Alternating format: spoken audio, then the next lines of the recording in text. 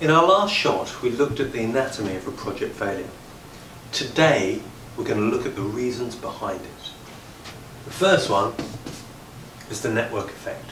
When you put 14 people together on a project, that's a myriad of relationships that have to be managed and maintained.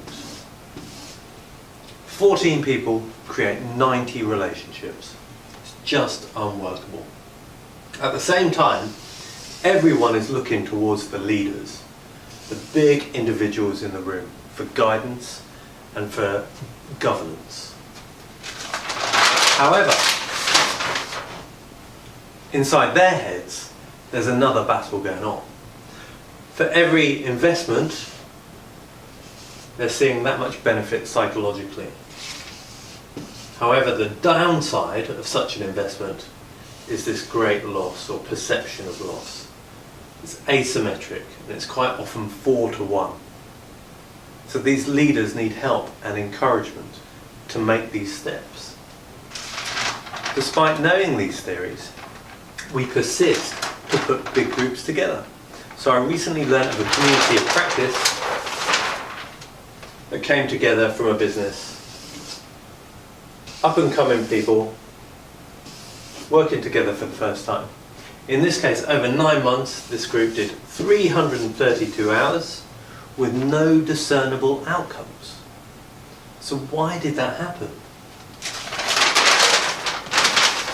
Well, unfortunately, performance was going down for quite some time. These people felt that they couldn't speak out. If they had done here, the situation could have been resurrected. If they had done here, a very successful outcome could have been achieved.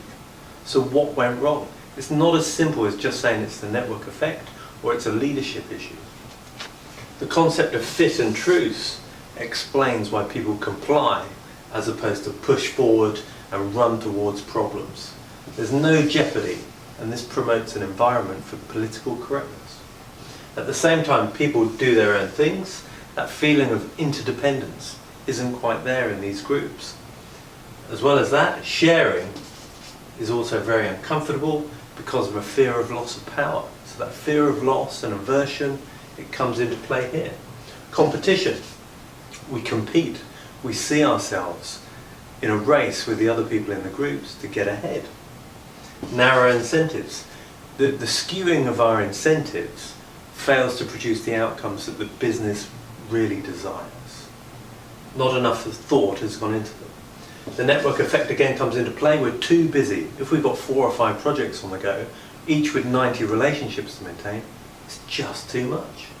Also, there's baggage, where we've had relationships soured from previous projects.